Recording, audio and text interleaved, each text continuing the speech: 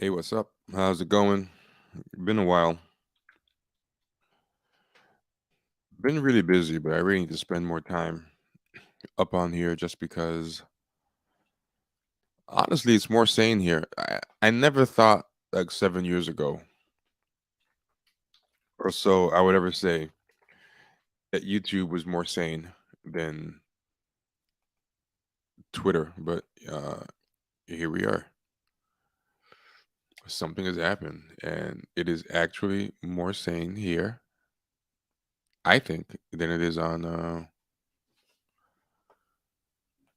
Twitter. And I've been spending less time on there. I've been migrating my way off, but um, one thing that's interesting is that people keep sending you stuff there. Like if you are on message boards, if you're getting things by text, people will still keep sending you uh, stuff on Twitter. It's interesting. It's like it still ends up becoming what drives the discourse. So I find it's kind of I find it's kind of hard for people to totally divorce yourself from what's happening on social media because you're always getting TikToks, tweets, things like that to react to. It's a pretty, I think, kind of interesting, annoying dynamic. It's tough to get around, in my opinion. But I think at the end of the day, you gotta do your best to um, get away from it for your sanity. Like you kind of have to. You're gonna go crazy. You're gonna go crazy if you don't. So yeah, um, this is kind of dull. I don't know if it's because of the lighting or what, but the color is kind of washed out on this. I feel like it's usually brighter, but I don't really know how to change that. It's kind of out of focus too, right? I don't know. Is it me or is this camera out of focus? Does it just need smudged? Is it my screen? I don't know. Um, I'm not much to say in the pretty things person. I just wanted to say people are insane. It's. I'm gonna tie the pretty things into something later, but whew. Yeah, that Pretty Things girl, the girl's in her 20s, has had no real relationship experience or anything. All she does is just repeat the same talking points that people like Kevin Samuels did.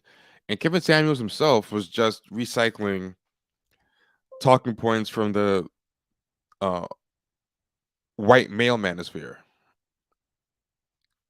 The whole kind of Black Manosphere thing was just rehashed white manosphere talking points from like the 2000s.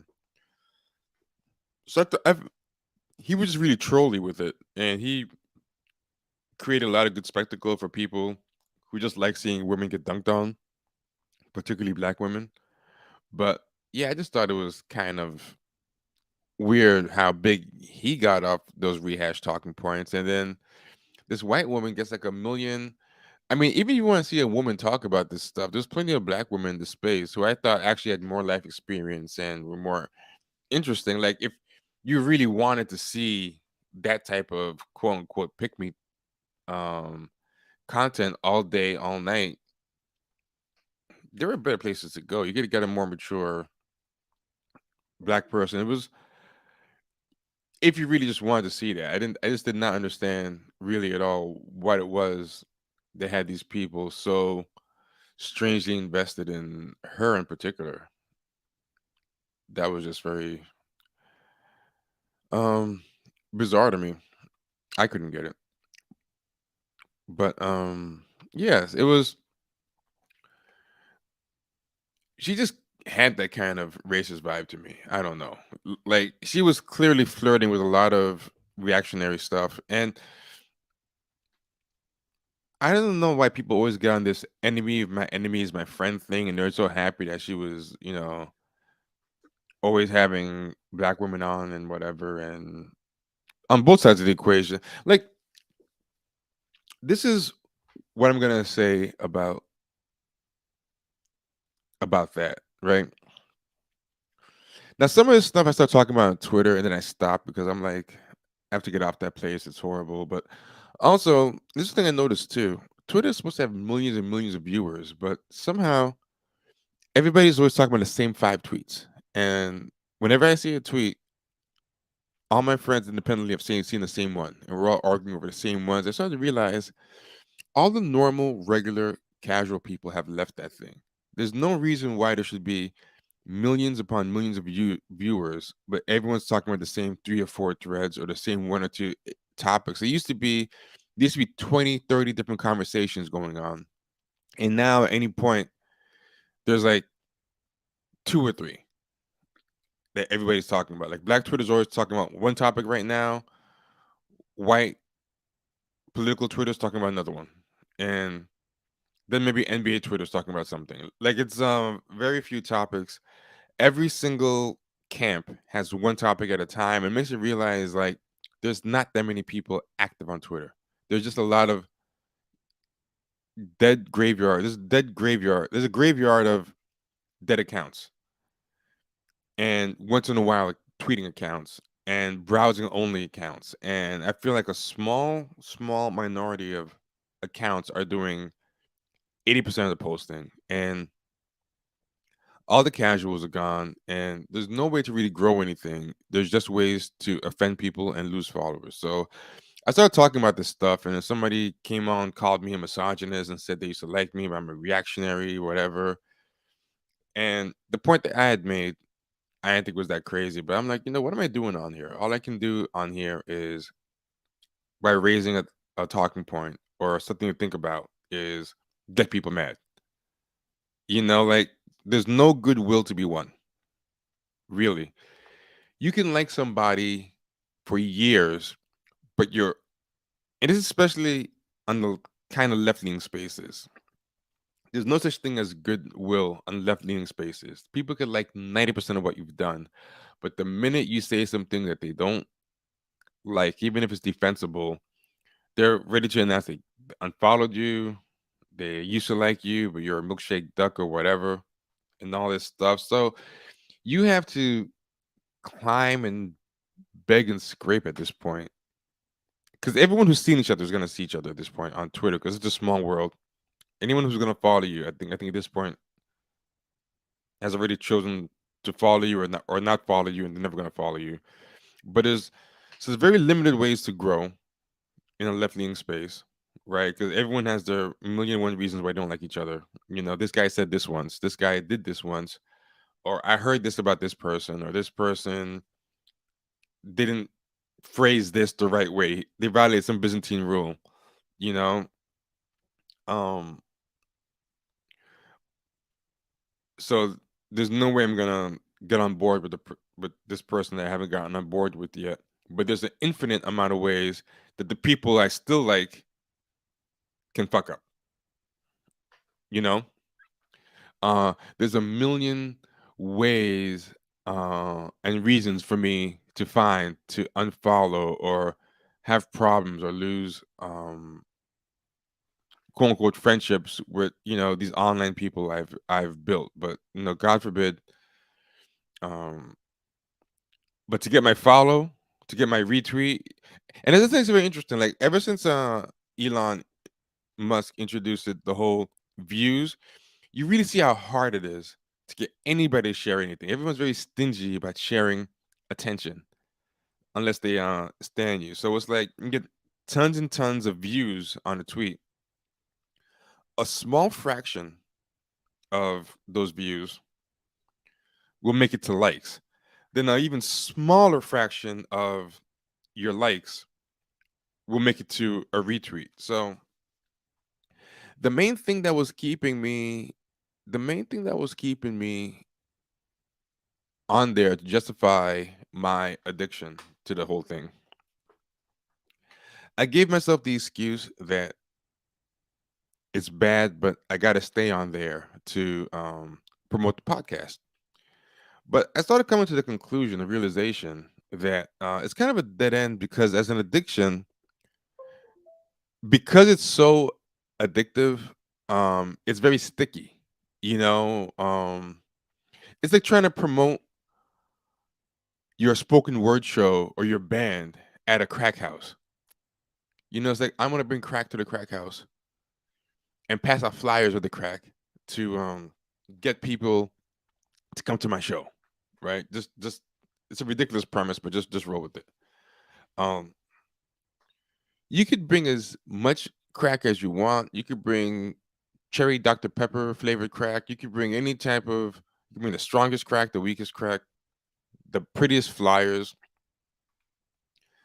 People are in the crack house to smoke crack. They're not in the crack house to find a gateway to do more constructive things. Crack is as sticky as it's crack is as sticky as it gets. It's sticky, and that's the problem. Like, social media is an addiction, so people are stuck there. People are on Twitter to stay on Twitter. They won't follow links off the damn thing. Um, when people discuss a clip on Twitter, you know what I notice they do? They will record a section of a YouTube or a section of a TikTok or whatever, and play it and upload it to Twitter so that they don't nobody has to go off of Twitter to look at the damn thing. Like if you said, "Hey, check out this crazy clip from this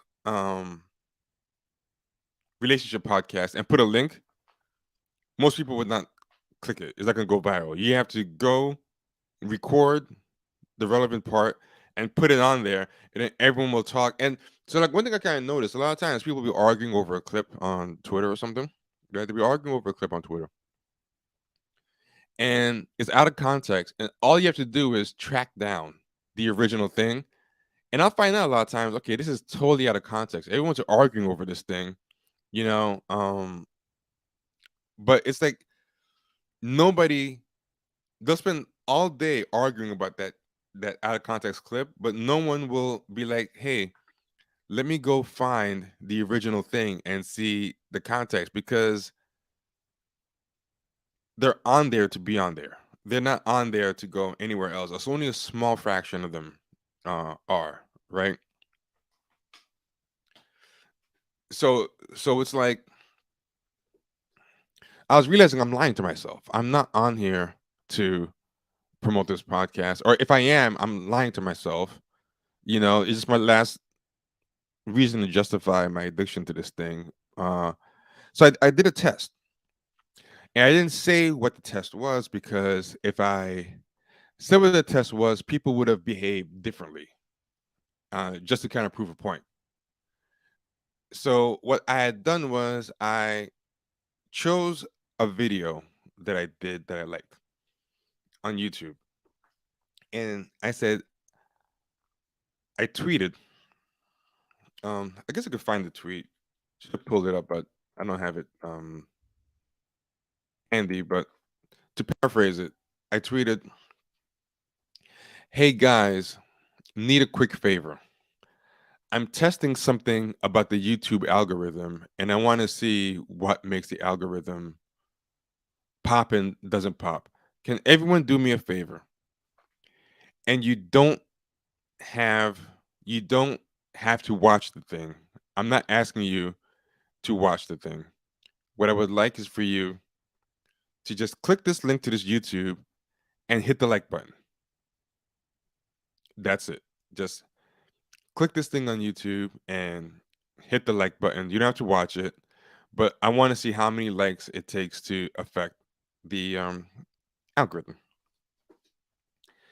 And I have about 24,000 plus followers on Twitter, and I just spent the day watching, and I didn't really care about promoting that video. I didn't really care about the algorithm. I was just testing to see, does this thing serve any purpose as a promotional tool, or am I just lying and rationalizing my excuse to microdose dopamine all day long, right? So anyway, 24,000 followers, a whole bunch of impressions, And after 24 hours, it was about 80 likes. So I did the math, and it's like less than 1% conversion. But if I was to tweet something to dunk on somebody who hated black men, that thing would get stuff all day long.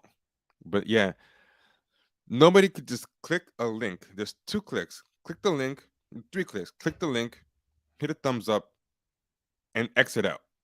You know, um,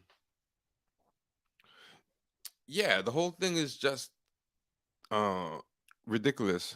Oh yeah, GM, thanks. Yeah, I did lose weight. I lost about 50 pounds.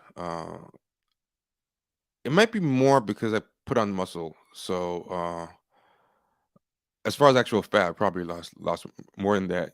Yeah, yeah, but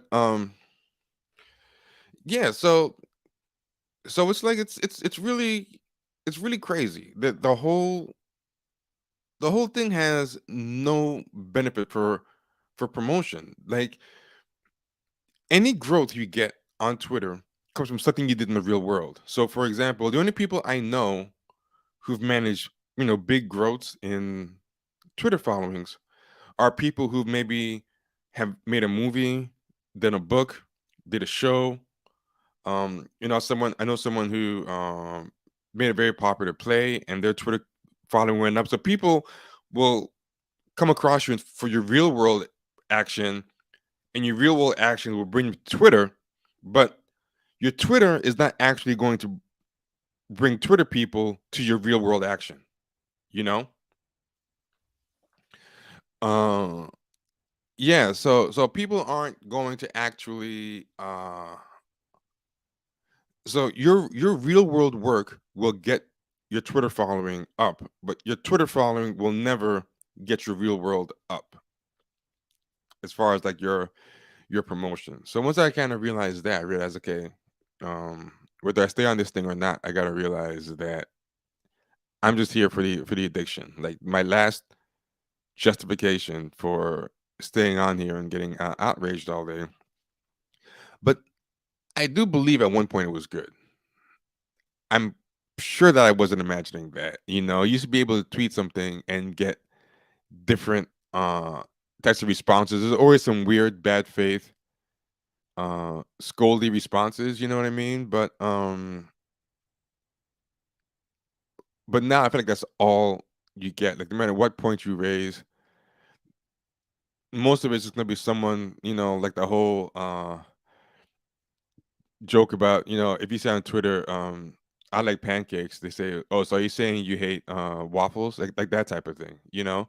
Like there are people like I've known in real life that I've met on Twitter, but I've known for real life for like, a couple of years now, who I'll make like one tweet that they interpret a certain way, and they'll start reaching out to just you know, talk to me about it. Or people who you meet people and then you don't like a certain movie, and you start realizing, okay, all these friendships are just weirdly fragile. They don't mean anything. You know what I mean? Like, but it's a problem with the left in general or liberals. Like,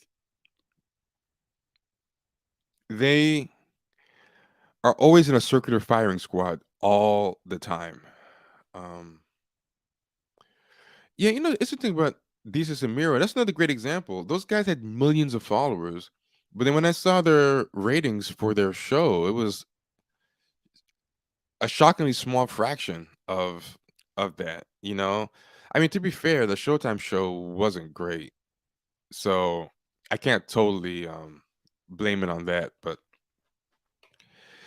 yeah, like the idea that you can use Twitter followers to gauge how real life successful someone's going to be, I mean, it's not going to work. Like people who follow you on Twitter are there to see you tweet, and that's it.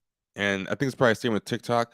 See, the thing with TikTok that makes it somewhat more useful as a promotional tool, TikTok has an algorithm and a way of being shared and a way of growing that's way different than uh Twitter. Like Twitter, people don't like to link things because they want to keep the attention on themselves. People don't like to retweet things easily. They rather subtweet so that they can get all the likes and retweets. They don't.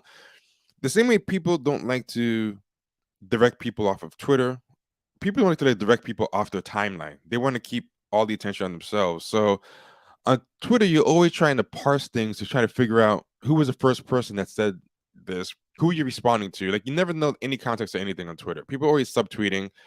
It's designed so that unless you're on there all day long and know the character of the day is minute to minute, you have no idea who anybody's talking about, and nobody's helping you. Everyone is trying to make everything sound like an inside joke or whatever, or a subtweet, so that you're forced to ask them to explain to you, and they get that microsecond of importance. You know, it's like this is a type of rush people get, I think, from having people ask, "What are you talking about? What's this in reference to?" You know. So, but with TikTok, one thing with TikTok, TikTok is a place where people are obsessed with sharing and crediting, and they stitch everything so that you know where the original person is being responded to is. It's very what they call low context. Twitter is a very high context medium. Like you need to be very steeped in the context of what's going on minute to minute to enjoy it.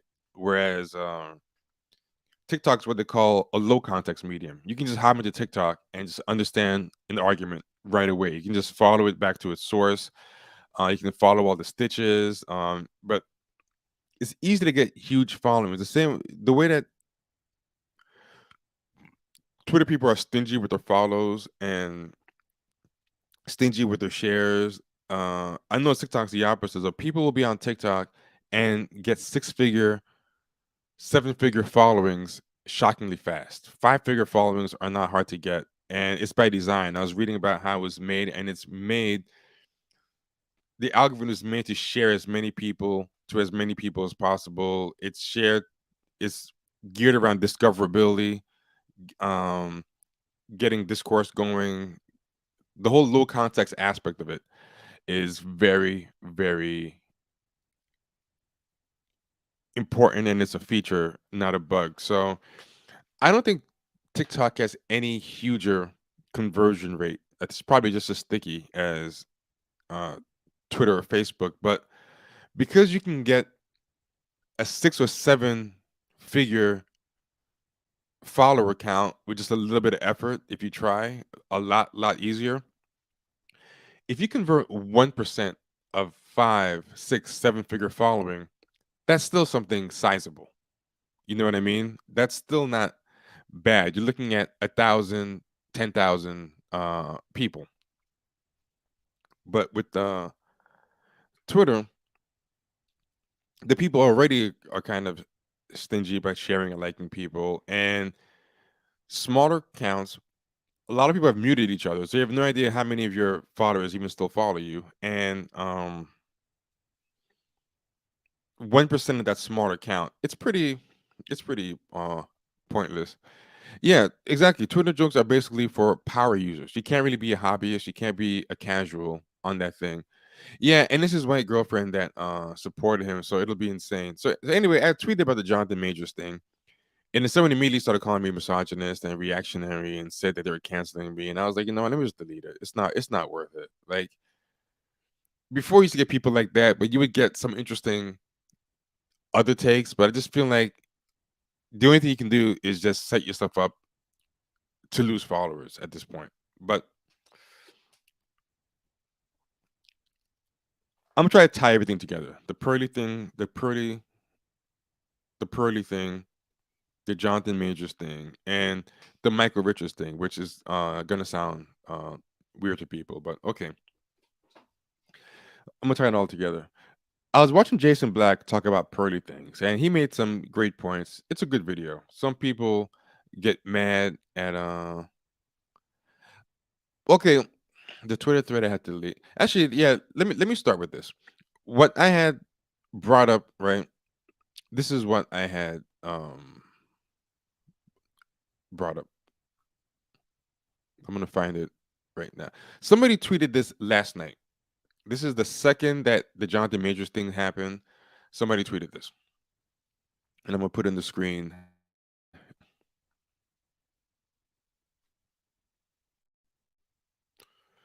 Give me a second.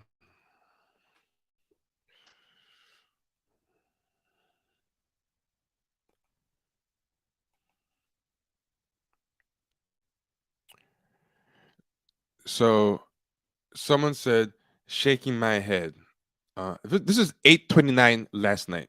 This thing just had started going off. Shaking my head. We'll inevitably see.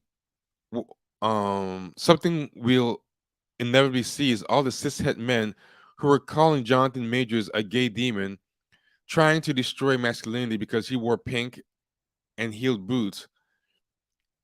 Now defend him like their life depends on it just because he brutalized a woman. And it's the quote tweets are just full of people agreeing like, "Oh, I'm sick of this shit. These cishet men, um, clock the T like no other. I'm tired of this shit. I was willing to look at things objectively, but the way horrible, man. I think I was thinking is, okay, this shit just happened, and you've already invented a person that hasn't even done the thing that you're complaining about yet to get mad at, and now you're getting mad at them.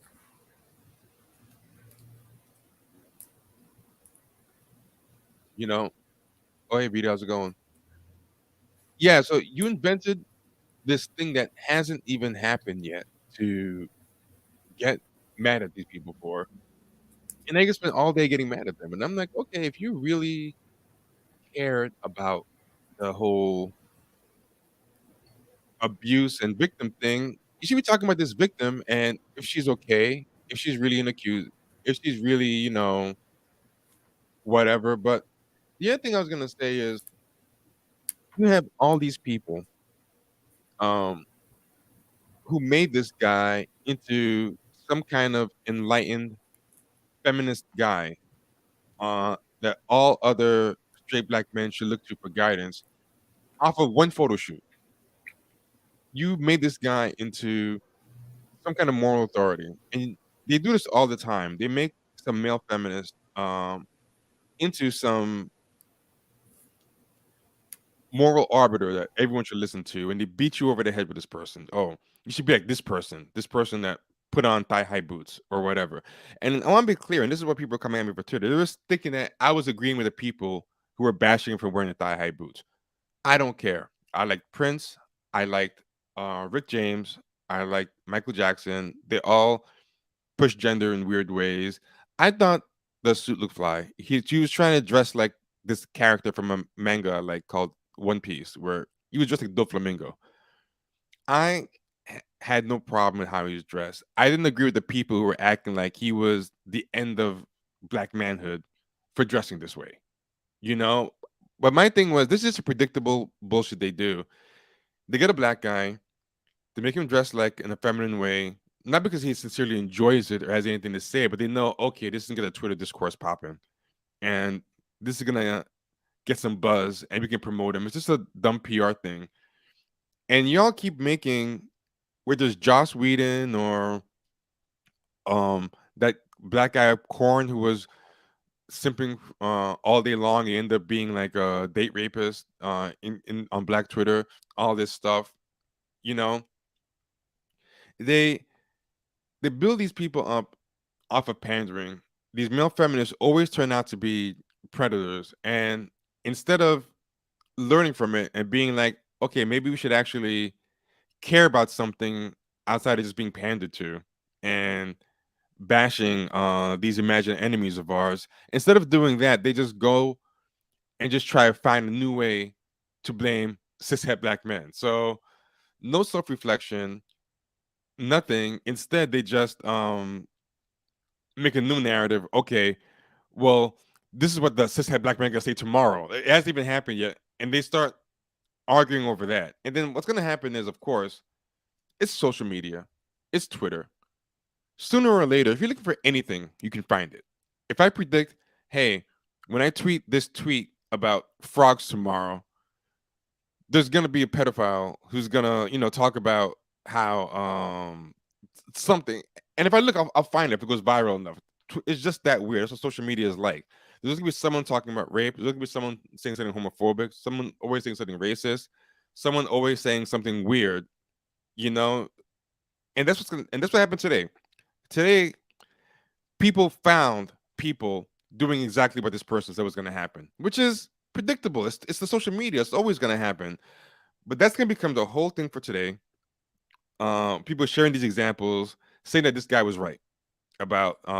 So the narrative is going to move into, hey, it's not gonna move into, hey, why on earth did we make this guy into a feminist icon off of one photo shoot and a couple of pandering quotes in articles that he was coached to say? No, they're not going to say that. Instead, they're going to say this is still proof of how cishet black men suck. Then the next phase of it is going to be the article. Neither the Root, Huffington Post, Black Voices, or one of these other sites, they're going to do an article compiling all these tweets. They're going to put this tweet up. Then they're going to put the 10 inevitable examples that came up. And then Twitter's going to talk about that article all day. And somehow, no matter what happens, it's going to become a commentary on all straight black men. But that's what I was trying to say on Twitter. And I just deleted it because it was already turning into the gaslighting. Who do you know who said that? Or you're being reactionary. Take the higher road. And I was like, you know what? Forget it. Yes. So Rita, pop in. I see you're in here. Feel free to. Yeah. Can you hear me okay? Yeah, I can hear you. Okay. I didn't put my mic in, so I wasn't sure. No, I had to hop on because I saw what you were talking about. And I was just like, I avoided saying anything on Twitter because I just see how That was things smart. go. Yeah, that was smart. I've tried to stay out of certain discourses on Twitter, mostly because in the past past couple of weeks, I've been getting cooked like crazy. They've been lighting me up when I say anything, like anything. It doesn't even matter at this point. Um, even if I'm 100% right with facts, it doesn't even matter. People If are anything, that's going to cook you more because it makes them even madder. Yeah. um then my credentials, my background, my experience means nothing. I have that questioned, all that stuff. But in this particular topic, what I find to be interesting is that everyone's so ready to just jump in and have all these takes without any information whatsoever. That's what always kills me. Yep. And it's going to go to the opposite extreme. So this guy was the savior and example for all black men to be 1 week ago or 2 weeks ago because he put the boots on, which again, I don't have a problem with him wearing the boots. I just think it's stupid to create this extra narrative off of them, But one way or the other. But now it's going to become the opposite extreme with no real proof out yet. He's going to become the world's worst demon. right. And that's the thing. Like I think like they'll take something like a photo shoot or a couple of clips here and there, not realizing, and I said this multiple times, most of these images in general are curated, right? We don't know these people. Sometimes I remember like the other day I was just fucking around. I was probably high as shit and I was joking around, and I was joking around about Scottie Pippen and Larsa Pippen, right? These people went nuts on me, telling me like, "Oh, Larsa Pippen is so nice and she's this." Y'all don't even know this woman. Like I don't know these people. I just made up a little story because I was just joking around. But these people were like dead serious. They create narratives in their imagination based off of these certain publicity things, right? So this photo shoot with Jonathan Majors, it was clearly a publicity thing. That's what those photo shoots are for. They created a whole narrative around him, and then they fucked around, got another story. Now there's a new narrative about him. Again, with very little information. We don't know that much. And now they're lambasting anybody who even says that. Even if you Yeah. say, there's not a lot of information, we can't draw a conclusion yet. How dare you deny a victim? I don't even know. We don't know we don't know anything. We Well, know very little. she's an accuser, not a victim. Right. We don't whether she's a victim remains to be seen. But yeah, You this is the weird thing. Even the use of the word accuser gets on my nerves because even the word use the victim. word victim gets on my nerves because you've already made the decision by calling them a victim. Like Right. they're an accuser. They got And mad at the defense attorney because she said, "Hey, we can't jump to conclusions yet. We can't, convict somebody without having any information." They lambasted her. Granted, it probably like just because that's why I just say don't say certain things on social media anymore because I realized that there are certain conversations you cannot have on Twitter because people aren't that smart. Like even like I was having a conversation yesterday about weight because because the conversation around weight and health, I realize people don't actually care about health when it comes to yeah, conversations about weight on Twitter, right? You can't actually have a conversation about weight on Twitter. You can't, because it's never about health. If I posted a before and after picture on Twitter, right, and I lost my weight in a very unhealthy way, nobody would care because the point is you lost the weight. I could have lost the weight smoking crack. They wouldn't care. It Yeah. wouldn't matter because they don't actually care about health, right? And so when you have certain conversations on Twitter, you have to remember people don't actually have they can't have a real conversation about it. So when you have a real conversation about um domestic violence, you have to be clear that Twitter's not a space for a real conversation about that. Because look at people who try to give you facts about intimate partner violence, about the bidirectionality of it in the Black community. You can't even have a real conversation about that. This girl had to No. have a defense attorney's trying to have a real conversation about it and about this situation, and they're lambasting her because she didn't come right out and say, how can you not support a victim? We don't know if she's a victim. We don't know the story. We don't have the details. We don't know enough to just assume he's guilty. I'm not saying he's innocent. I Yeah, don't know. exactly. Like the idea that Just just say you don't because, know. yeah, yeah, exactly. The idea that just because you're not willing to nail the person to the cross means that you think they're innocent. The same way that I brought up, hey, um, you guys are ridiculous for having made this guy into a feminist icon off of one photo shoot. The person started coming at me like I was one of the people that was saying that he was gay and he's the end of Black society. I'm like, I never said that. I never had said I had a problem with. If you want to know how I feel about the photo shoot, ask me and I'll you tell you. And I can't have no have problem with the photo shoot. you can't have nuanced conversations on Twitter. You can't even have a real conversation on Twitter. You can't talk about certain topics. This is just black and white for some people. Because I saw that tweet when you tweeted it. I thought what you said made total sense, and I couldn't figure out how somebody's found fault with it. I still can't figure that out. Yeah, and the reason I got rid of it was not because I was backing off what I said, but I'm just like, this is gonna ruin my day having to feel because I instantly got this thing where, oh, I used to like you, but now I'm starting to see it's a reactionary, misogynist, hater, and then I was like, hey, I'm sorry you feel that way. Do what you got to do, I just and block then them. I block people who tell me that. I used to like yeah, you. I don't give a shit. I don't. I yeah, didn't. I don't care because I don't. First of all, I don't know you personally, yeah. so I don't give a fuck. I don't. I've literally blocked and I've done your move where you block and unblock people because I don't even want you following me anyway. Yeah, exactly. Yeah, I do that all the time too. But this time I actually engaged the person because I didn't want you to just let it stand there on defender for people who come. So I just walked into my thought process, and then he ended it with okay, well, I'm gonna keep listening. But I didn't think I wanted to want him to keep listening. I don't even really care. I just wanted to kind of show, like, a lot of times people just say things, but they don't even um want to hear what you're thinking. Because when I think my thought process, he calmed down.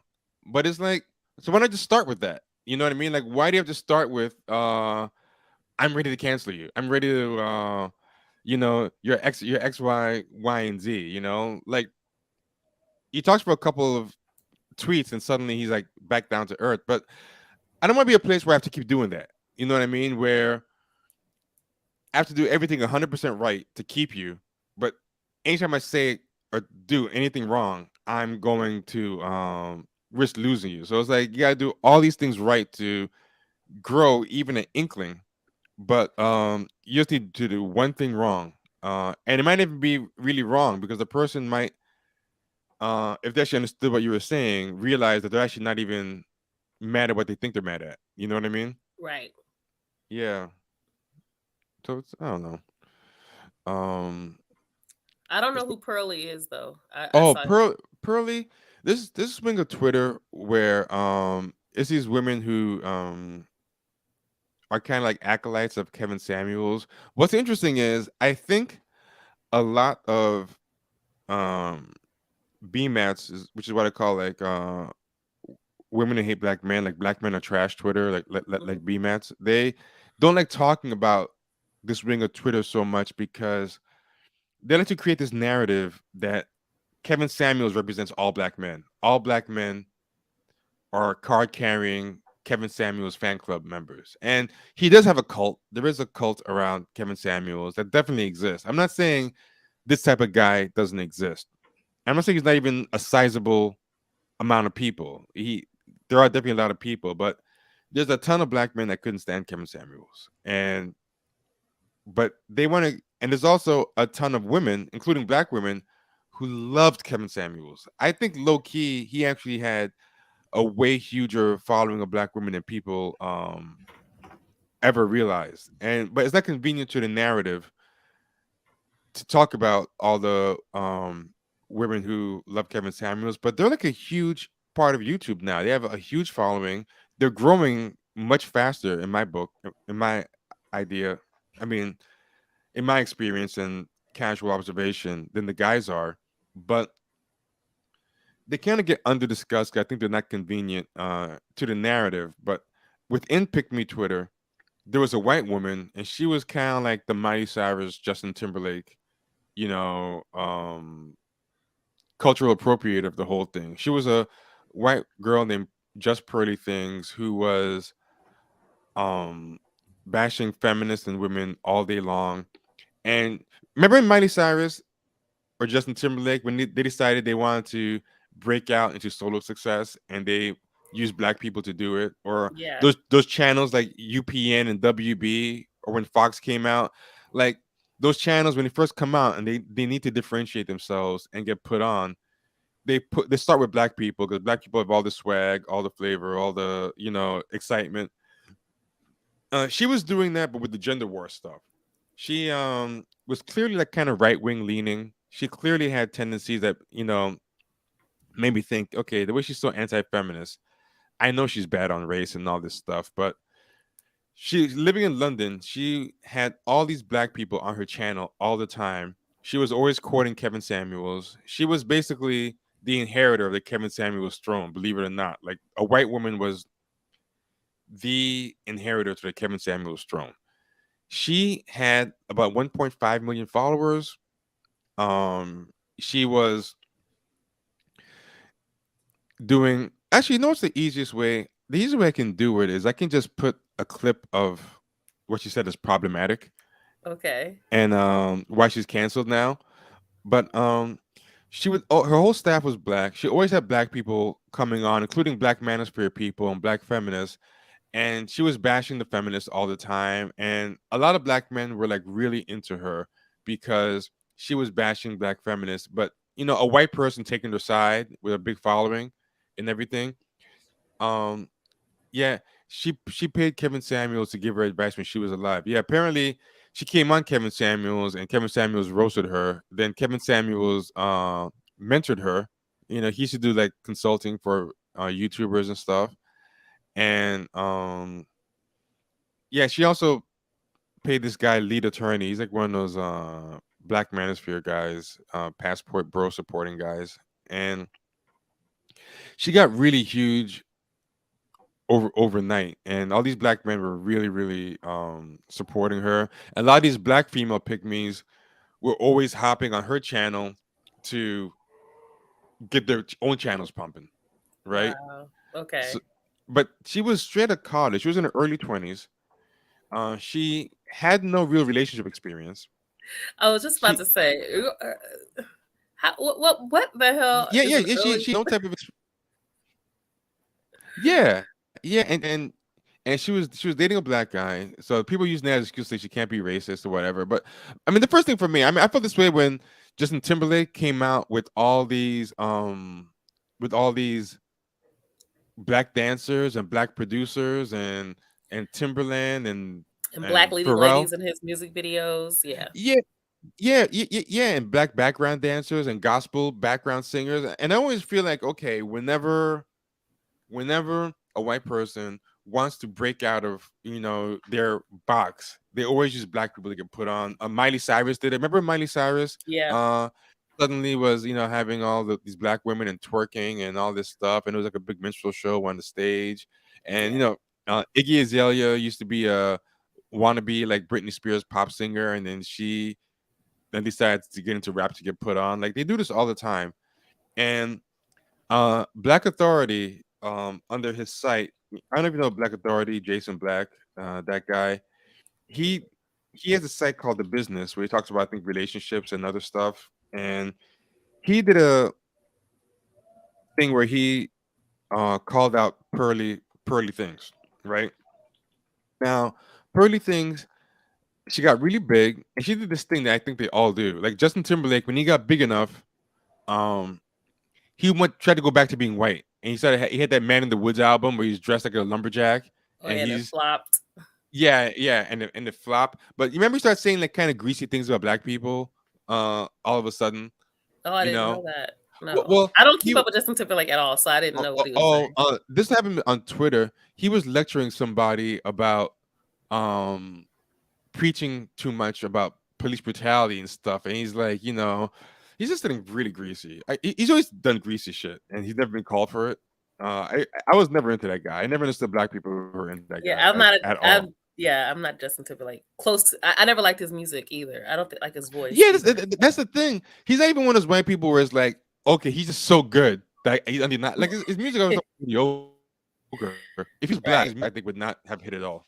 Like Yeah. he's not Tina Marie. Like yeah, we Yeah, can't do yeah, that. exactly. You're not one of those white people that's such an insane talent where you're like, okay, I kind of see why you're able to overlook it. He was always to me like very kind of mediocre, but he basically it was he basically lectured. What's that guy's name? Jesse. Remember the guy who gave the speech? Jesse Williams.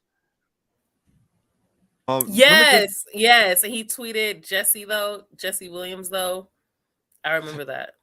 Yeah, yeah. He tweeted Jesse Williams with some really patronizing He said tweets, like He said Jesse Williams though, and I remember that because I got into an argument with a coworker of mine who kept trying to say, "Well, he's done this for the black community." I said, "What has he done for the black community? Name one oh, oh, thing." you're talking about Justin Timberlake?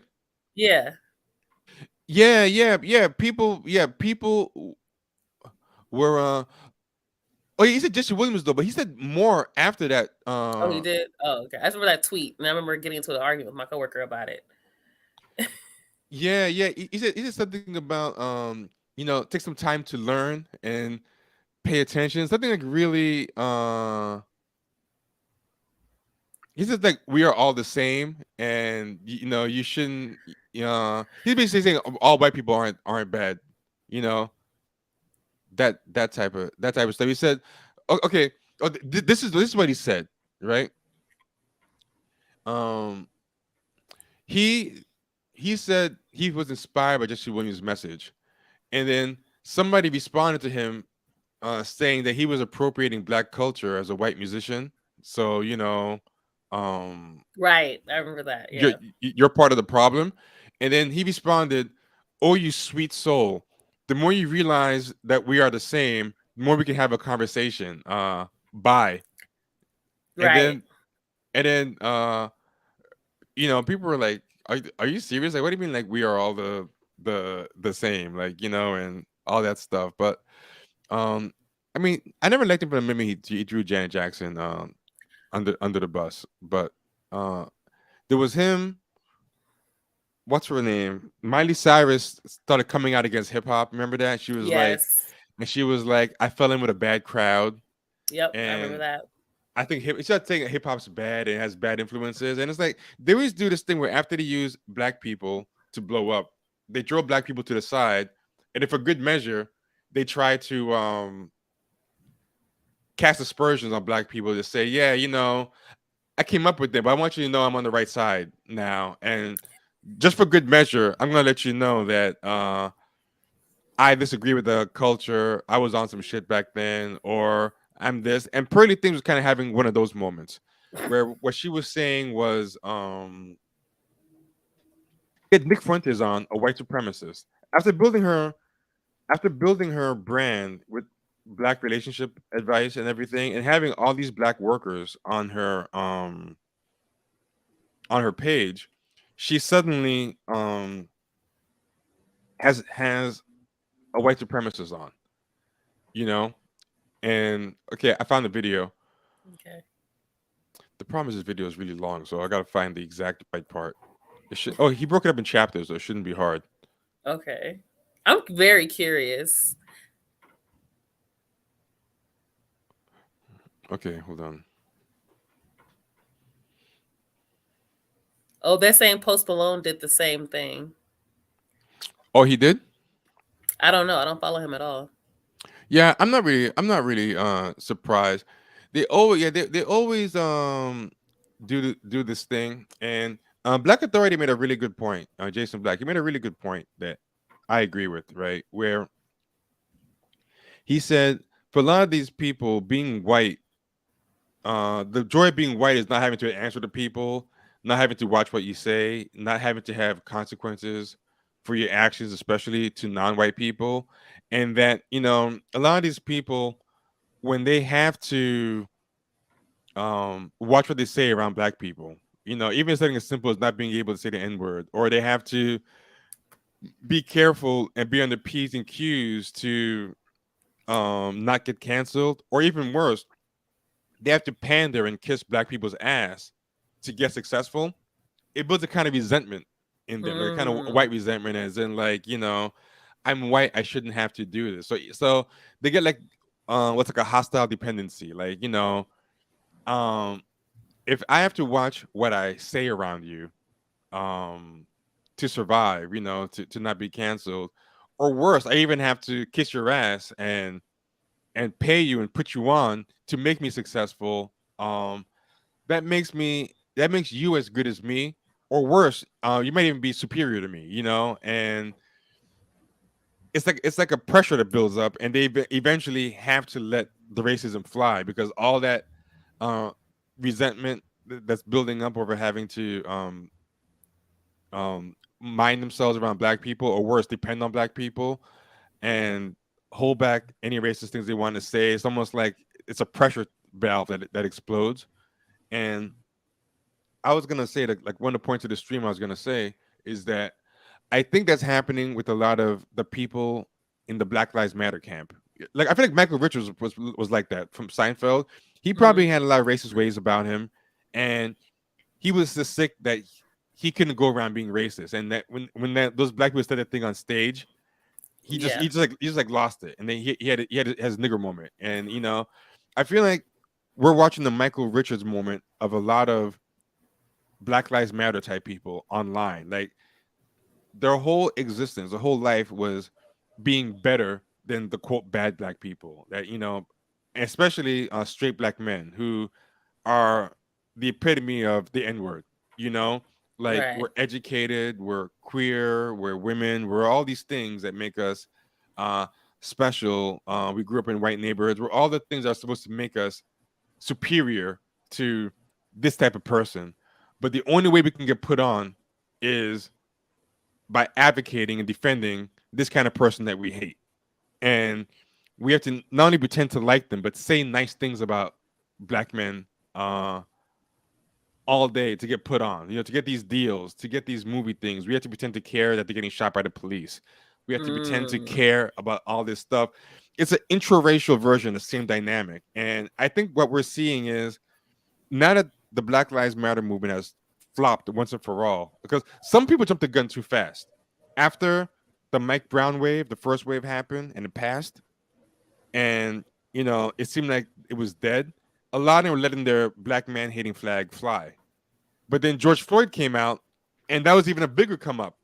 And some people missed the boat the second time because they were too exposed as black man haters. So they couldn't get that second wave. And that's where all the DEI jobs came, a bunch of book deals, a bunch of stuff. So this time around, multiple people died. Um, Patrice Carter's cousin got tased to death. Nobody cares. There was no George Floyd moment over that. Those four black cops killed the other person, and that fucked up the narrative even more. I think now it feels so safe right now. Like, okay, there's no third wave coming. The BLM shit is really dead, and we've been sitting on this shit for 7 years. I feel like we're watching a collective Michael Richards moment on Black Twitter. Because every day now, when I log on, there's just a bunch of people. They just wake up for no reason. You know, I hear about black men today. They just, it's like, what are you doing? It's not even breakfast yet. Like, did you have coffee? Like, what do you? What? yeah. Why is every day? Have you seen all these people defending the bullet bag girl who said bullet Oh bag? my God. I Every saw that. every I single day saw they're, that. they're defending this girl, and it's like it's almost like. I saw Mhm. someone blaming black male studies for the law in Uganda being the anti-homosexuality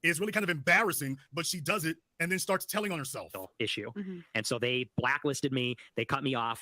Then they went out everywhere to Media Matters, which is this left-wing hit piece mill, and they started sending clips from my show and saying, this guy's a Nazi, do hit pieces on him, call my boss, try to get me fired. So Tell me the Israel issue, because just for the average person isn't going to know what you're talking about. Sure. And I sure don't. So yeah. Well, now, did you hear that? So she tells on herself there. Tell about the Israel issue, because the average person isn't going to know. Oh, and I certainly don't know. Now, for those of you who've been following this and been following me all this time, you recognize hardcore white supremacist strategy when you see it. You recognize hardcore white supremacist strategy when you see this. So she's barely being subtle anymore because she knows the points that she wants to make. So she's trying to tiptoe around it and tiptoe through it, but she keeps telling on herself. That I was like, yeah, okay. But then I started to... And wait, just started to break it down a little. Israel versus Palestine, you're saying that there's like a war there going on? Yeah, there's no way she doesn't know that. Now, she doesn't know about the conflict between the Israelis and the Palestinians, and yet she's engaging in a conversation specifically asking about the Israelis and the Palestinians. This is insulting to people's intelligence. She wants him to do all the heavy lifting so she can say, oh, I didn't say this. I mean, he was the one who said it. I didn't say this. Not this me. Is angering. Now, for those of you who may be thinking, well, Jason, it's about Jewish people in Israel and But I'm telling you, the clues were always there. I never understood why they elevated this woman. And this is the example I'm talking about with Jonathan Majors. Like this is the flip side of black reactionary men doing it. Like black reactionary men made this woman into some kind of Rosa Parks of black male dating, or whatever, off of this thing that she was doing, clearly just make money. And she was into Thomas Sowell and all this right-wing shit. And I'm like, there's no way she respects black men or black people in general. But she also dated a black guy, so that's what. And it's similar to like these people who made Jonathan Majors into this huge male feminist off of wearing thigh-high boots. You know what I mean? And I have no idea again if Jonathan Majors is guilty of anything or not, but either direction, making him into a demon or making him into an angel was just silly when these people didn't know who he was 4 months ago. Yeah, she overnight became huge, and she's not very bright to me. And everything she says, a million other people say it. Yeah. She just was a white woman saying it. Yeah.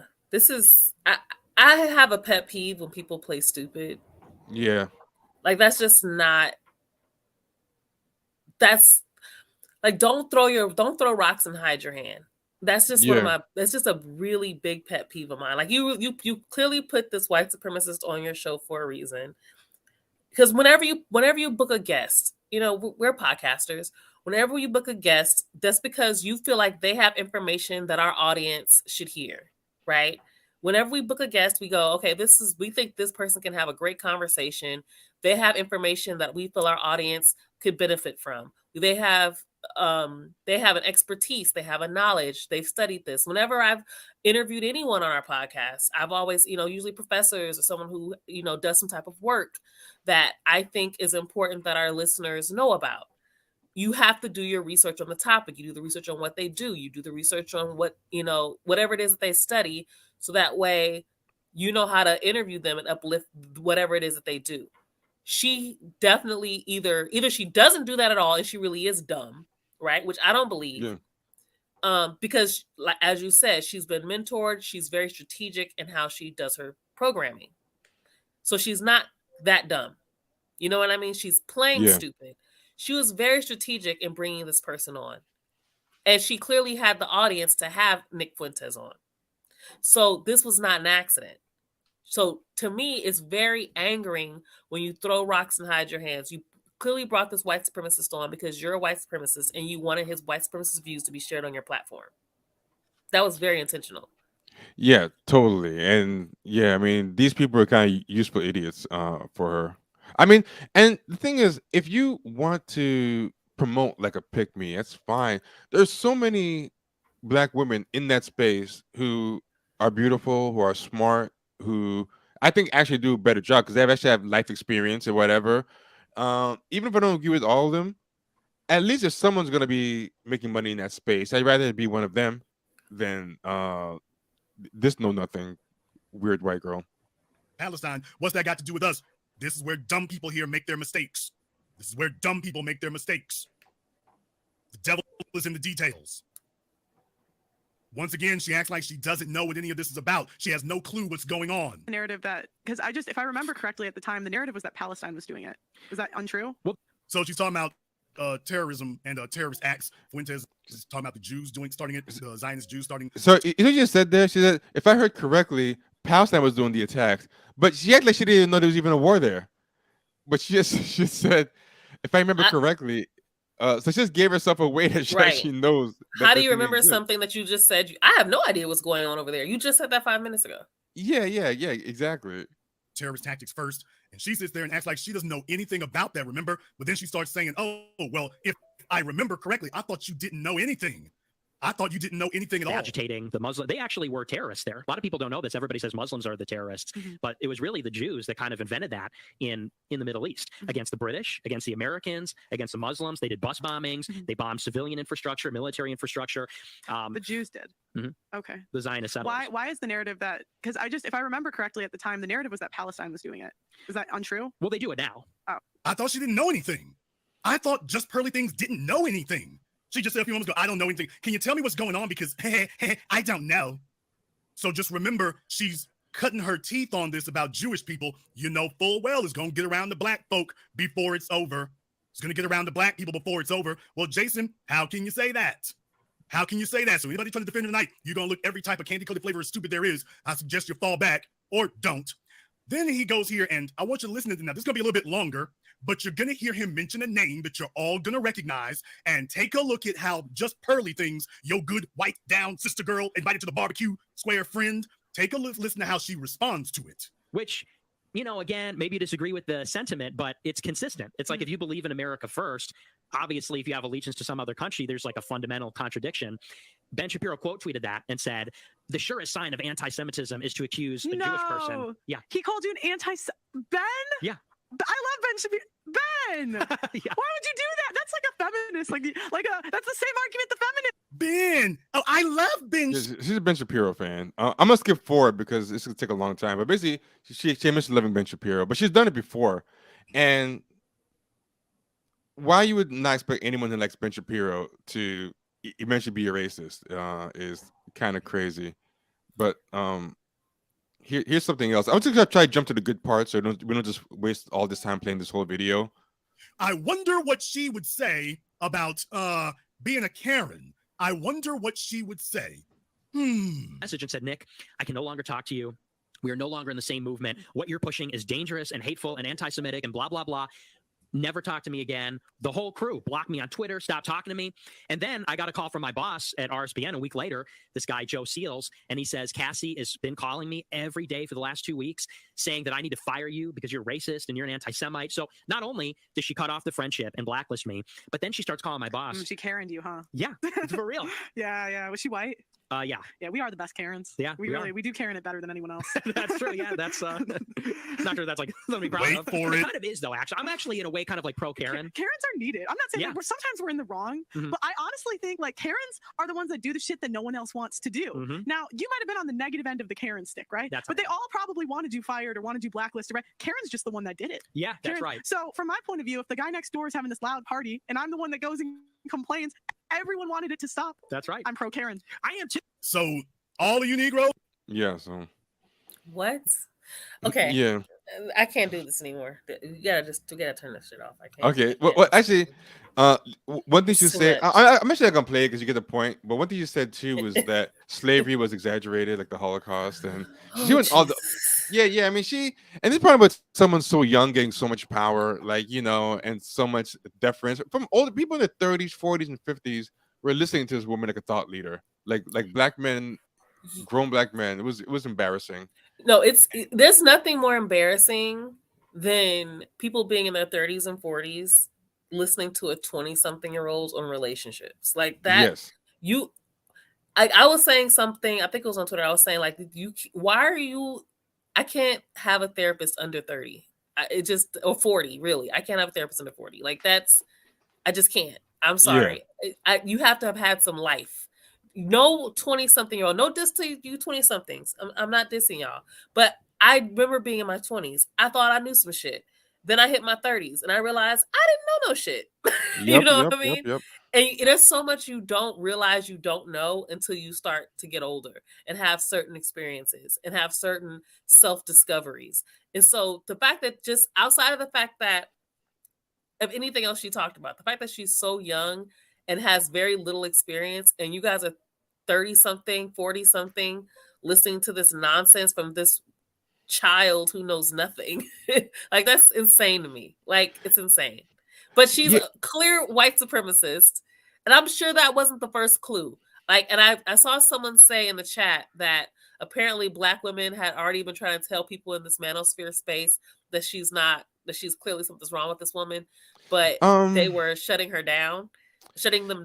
But the thing is, they're all a bunch of idiots in that space. So yeah, and the other thing is too, there's this thing that people do where everything that happened, they claimed black women warned everybody, and they're not lying in that there were black women that warned people, but there were lots of black men that warned people, and there were also black women who were all up in her space. If you look at her panels, it's full of these pick me black women. There's this woman, Melanie King, who used to always go on Pearly Things and kind of try to use Pearly Things platforms to get herself some shine.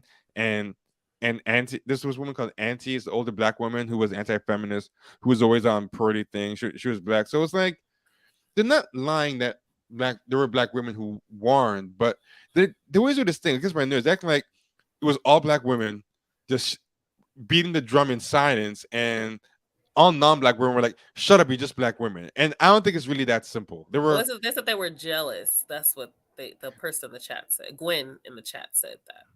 oh yeah, no, that definitely happened. That definitely, absolutely happened. That definitely, absolutely happened. But there were also a lot of black women who were on board with her, who were also calling people jealous as well, and saying, no, she's one of the good ones. She platforms other black women like Melanie King. She does this and that. And there was there was a couple black guys. There was one in particular, I forget his name. It's in my watch history. He had been going on for a while saying that this girl was bad news. And Black Authority has called her out before as well. Actually, you know what? I'm nitpicking. I give it to Gwen. Actually, at the end of the day, she's right. I thought you were talking about people. I thought you were talking about people on Twitter who were No, those people who always just try to make it seem like it's all black women against everybody and stuff. no. I think Gwen was being specific. I think Okay, she.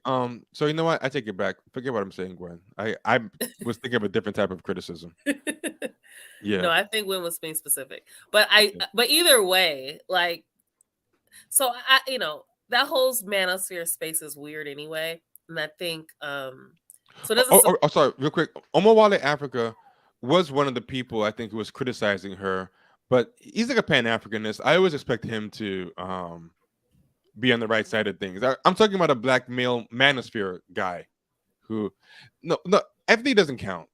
FD signifier is a male feminist, so of course he's not gonna like her. I'm talking about even like within that manosphere, the Yeah, black. Gwen was talking about people within the space, like the people Yeah. who are in the manosphere world. That's who Gwen was talking about. I believe so.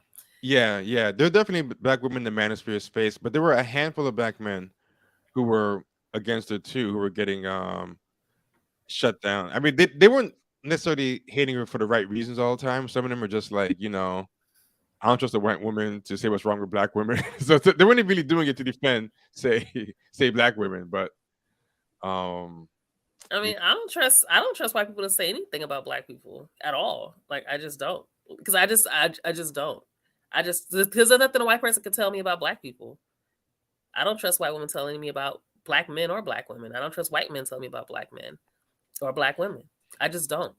Because there's nothing a white person can tell me about black people that to me is going to be beneficial. Because the way I look at it is, as a white person, I mean, if you're telling me like about a specific black person, that's one thing. But about black people as a group, I don't want to hear nothing white people got to say about black people. There's nothing you can tell me. about our community, about the things we've been through, about our experiences, about how we behave. I don't want to hear none of that shit from a white person. You Okay, shouldn't have any comment. uh, Go ahead. real quick, the guy's name was Uncut Underground, and he seems to be in that general space. He's one of the black guys I saw complaining about complaining about her for a while and whatever. I don't know if he fully identifies as black Black Manosphere though. But check this out. I thought this was a good video by him. Yeah, this is very true.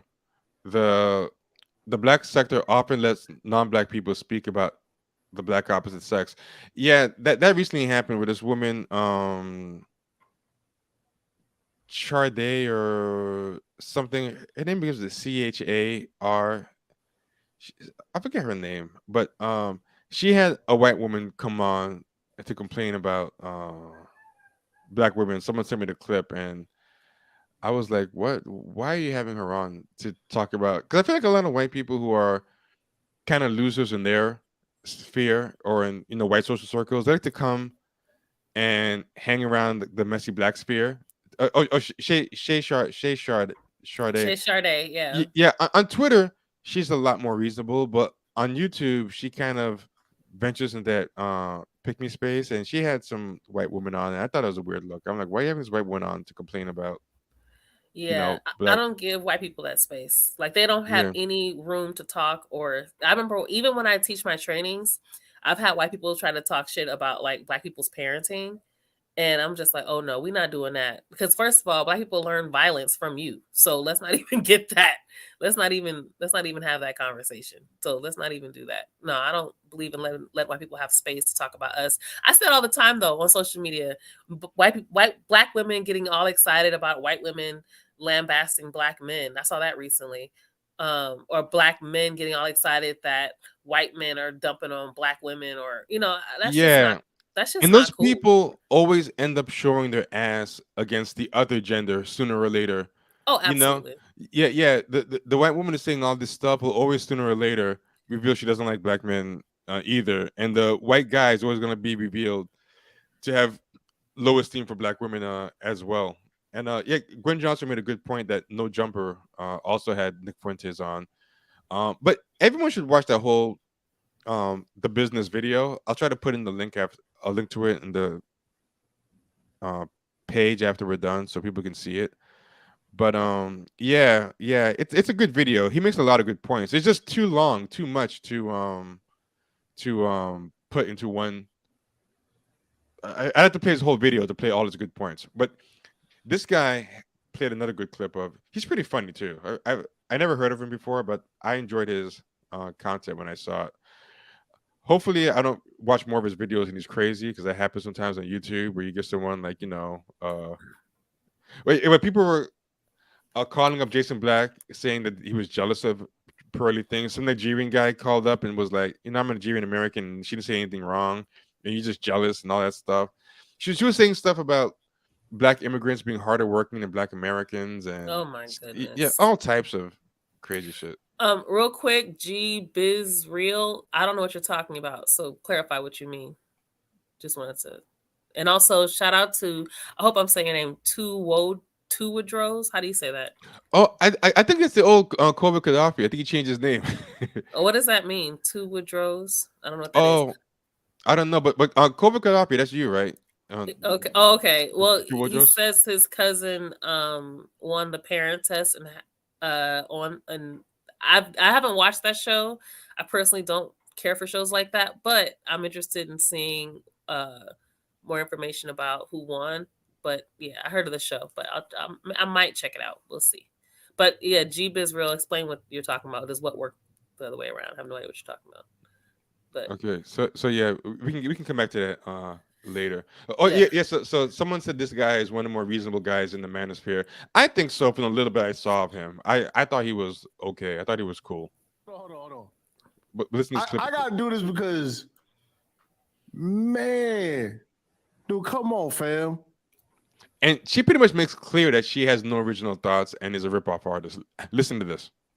Come on, fam. Come on, y'all. Like, fam. Now we just gotta have we gotta have a conversation, man. Wait, we gotta where's he gonna play it? don't try to come at me ugly so she's more credible and no Okay, here's playing. He thinks he'll play it here. that thinkers. Okay, here we go. They're mad. This is it. It's not. This is what I've been telling y'all about this. I've been telling y'all about this, especially on YouTube. All right. Where people, it don't matter. Like y'all think it matters that, that somebody is genuine and all the rest of this shit. If somebody is really, that shit don't fucking matter. That's what I'm telling y'all. It does not matter. Okay, come on, just start hit play. And she knows that. The epitome of the thinkers and the doers. The thinkers and the doers. And the thinkers, usually the thinkers are whiners. I'm not going to lie, because they're mad. The thinkers are whiners. Now, the thinkers, again, the thinkers are the people that she regurgitates. Those are the thinkers. All right. Those are the thinkers. To give context, what he's playing is something she was saying to defend the fact that she has no original thoughts, but is more popular than everyone. She says there's people that think and people that do. She's basically saying the black people in that space are the thinkers, but she's the doer, and they're just whiners, and she didn't have to have original thoughts. They just exist to feed her thoughts so that she can blow up because she's a doer. All right. And she doesn't classify herself as a thinker. They're mad because they just don't have it in them to do. They're mad because they don't have it in them to do. Now, this is what happens when y'all tell this bitch that she worked hard and she deserves all of this. You know what I'm saying? This is what happens when you know what I'm saying, you got niggas saying she's saving the black community and she's doing the work, and you know what I'm saying? This is the result of it. All right. This is the result of it. And people are really saying that. Everybody who came before her is lazy. All right. This is what it is. Lazy. And they're the biggest again. They're the biggest critics. Please don't hold me to the rap stuff. I don't know. But I don't know if this is what they do. So you can tell me if I'm right or I'm wrong. But the thinkers are always so critical of the doers because they feel like they had to wait their turn to get there. They feel like they went through all these steps of thinking. They went through all these processes, and they put together the rhetoric. They put together talking points. They laid these things out in arguments for years, and now they can't understand why they're not reaping the rewards. You see what I'm saying? This is how it works. Yeah, just caring things. Yeah, that's what I'm saying. This is how it works. JC the Conqueror said, "Saving the black community." Haven't heard that one. You can tell he missed the live stream. Yeah, but I mean, you pretty much get the point. She's very full of herself. She's very full of herself. But these people are gassing her up, though. People were telling her that. People were saying that she works harder than everyone. They were saying these things for her to people. Like, like Gwen said, they were telling people that they were jealous, that she worked hard and they should step up the game like her. So you're right that she's full of herself, but the black people didn't help her in that regard. What is it about? This is the thing that bothers me, is the low self-esteem that so many black people have, that they need white women or white men too to validate them. Like this validation that they need from white people. I don't understand that, to the point where they have to praise white people who give them just a little bit of attention. Like, what is that? I've never felt that. I've never had that desire. I've never been like, oh my God, a white person is giving me attention. I have to now praise them and uplift them. I've never had that. I've never been that, got invited to the cookout. I've never been that person. So I don't relate to it. But what is that? Is it self-esteem? Is it self-hate? What is that for some black people, where they feel this need to be like, we have to uplift this white person who's doing good work in our community? Like, I don't relate. I've mostly found those kind of people even like there are people who people might even argue are actually doing great work, and most of the time I find those people to be in the way and a nuisance. I feel like, you know, that scene in the Malcolm X movie when a white girl walks up and she's like, "What can I do for the movement?" And he's like, "Nothing." I'm like that. That's how I think. So to me, it's hard for me to relate to these Black people who see a white person doing something in a space around Black people and get excited. Like, I don't have that sort of thinking, so I don't understand it. I'm so lost at how I'm lost in how you could even get a white woman like her to sit up there and give herself all these props because Yeah. Black people have uplifted her this much. I don't get it. I'm lost. Uh, when you something funny, this is one of the defenses of her that came up. Because this guy was all in on, you know, defending her, and in a weird way, I kind of give this guy some props because some of the other people who were kind of defending her, making excuses for her, came out against her after this. Like it's too far and whatever, and they kind of left off that they at one point. Oh, the news just came out that Jonathan Major's accuser has recanted the allegations. So this should be interesting to see how what happens going forward. Something else that I found out. I know someone in the industry, and this person on Twitter who was saying that, you know, his abuser is really bad. Turns out to be best friends with his ex. So I don't know, Mm. more authority or makes him less credible, you know, and that he is friends. But it'll be interesting to see if his relationship his celebrity survives this. But anyway, this guy I kind of give credit because he doubled down and went extra crazy. Like he was like, "Fuck it, I'm already out there. I'm exposed as being one of her supporters. I'm going down with the ship. She's got 1 million followers, so fuck it. I'm rolling with her."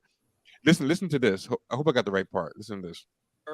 And invited her to come on my show. Now she didn't have to do that. Hit me up anytime. Because that's how we do it, man to man, where I was taught by my daddy, by my granddaddy. If you got a problem with another man, hit him up. So he's talking about Jason Black and how dare he go after Pearly Things. Y'all sit down and work it out man to man and then go in my chat room. But we were having a conversation about her last fall. And I was elated that she showed up in my chat room. Of course you were. Reached Cornball. to her. Sound familiar? I reached out to her and invited her to come on my show. Now, she didn't have to do that. She did not have to come on my show on London time in the middle of the night over where she's at and sit up there for several hours to be interviewed. And then, to be brutally frank, Black women attacked her. It's up on my channel. You can hear it for yourself. The one-on-one interview I did with Just Pearly Things. I then subsequently spoke to Just Pearly Things after the interview. It was on Election Day 2022. First Tuesday in November. We did the interview Halloween night. Her and I had a private one-on-one discussion. The contents of that discussion I will not divulge because that was private off the mic. But I will say this. Everything you said about her, wrong, wrong, wrong. Just flat out wrong. How do I know it's wrong? Because I talked to her privately one-on-one. That's how. See, That doesn't make any sense. people who know me, who know the old man, people who know me, know that I do my homework. I rarely talk about somebody. I mean, it's to jump to the All possible. Go to the good part. Just Pearly Things showed you up. Let's consider and count the ways, shall we? We'll start with one right now. She's actually put Black men, notice what I said there. She's actually put Black men to work. So the slave masters. My God. All these pieces of content floating around is because she's Why would he say this? Black men to do it. I know for a fact that that's true. She has a whole production team made primarily of Black people, Black men in particular. They do the video editing. It's good. They do the thumbnail posting. They do all the back channel, back office stuff. And she pays them well to do it. I know for a fact that that's true. So my question to you, Jason Black, is this. How many brothers are you paying to do what you do over there? Or is it just a one-man operation? like so many black folk do. Can't grow shit vertical. Can barely get it right horizontal. How many brothers have you hired? See, I know you want to put your mouth on O'Shea Duke Jackson, a brother that's actually in Africa and has been there for the past 5 years, hiring African men. The weird thing about the guy you just mentioned is the guy you just mentioned came out against Pearly Things too after this video, so I don't even know what he's talking about. But go on. Building studios and buildings in Africa. Trying to bring black men and black women together across continents. That O'Shea Duke Jackson, who's got 8, count them, 1, 2, 3, 4, 5, 6, 7, 8 video editors, almost all of them black men. He's got one white guy that he worked with. Russian brother. I'll grant you that. But all the others are black. I know for a fact that that's true. It makes no sense. What does it have to do with any of the points that Jason Black made, though? There's a good part coming. Better than this. Hold on. I'm just waiting for the line. So if you're talking greasy like this, surely you have to have an all-black male production team that you're paying substantial monies to every month to do what you do, Jason Black, right?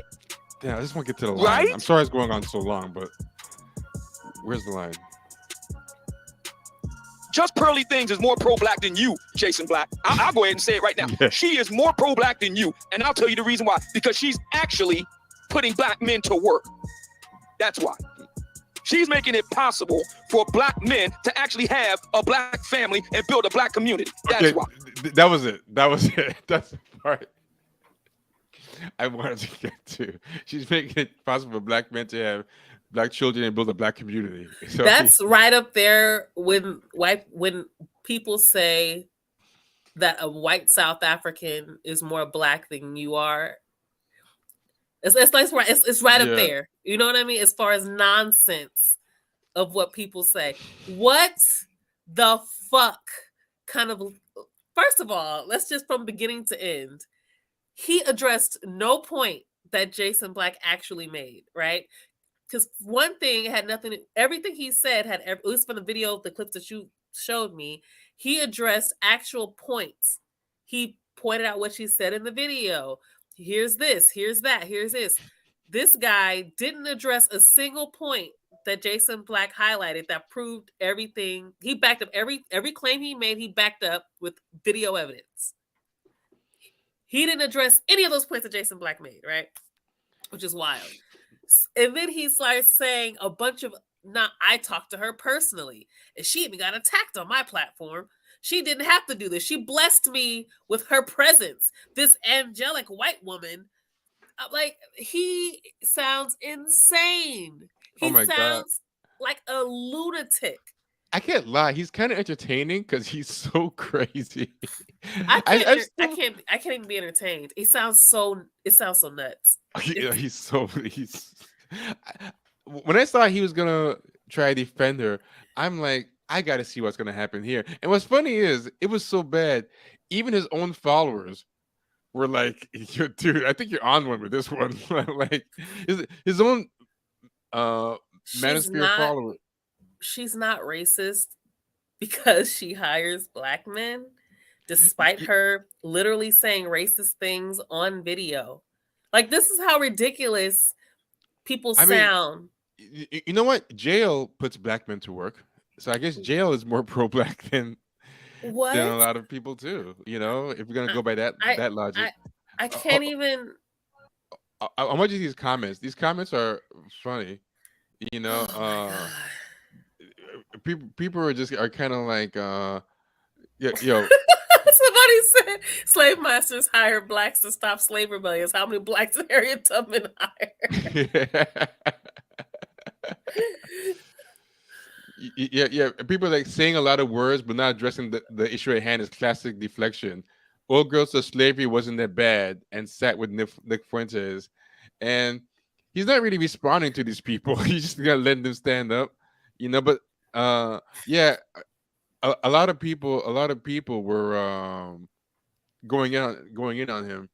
Someone said, so does this mean you are defending her comments? She is definitely not more pro-black than Jason. She's just a white woman. And he responded to that one. Let me see what he said. Where in my commentary did I defend Pearl again? You mean the whole thing?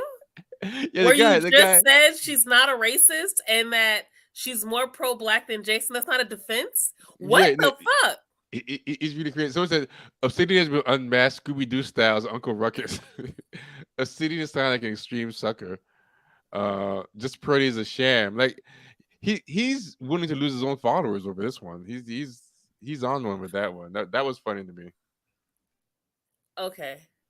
Uh, Okay. Well, thank you for ruining yeah, my it's crazy. Sunday. I gotta go cleanse myself. I have to go to an Okay. event, but wow, this blew my mind. I wanted to find. I don't know if Jeffrey Corley is still in here, but he did ask me a question.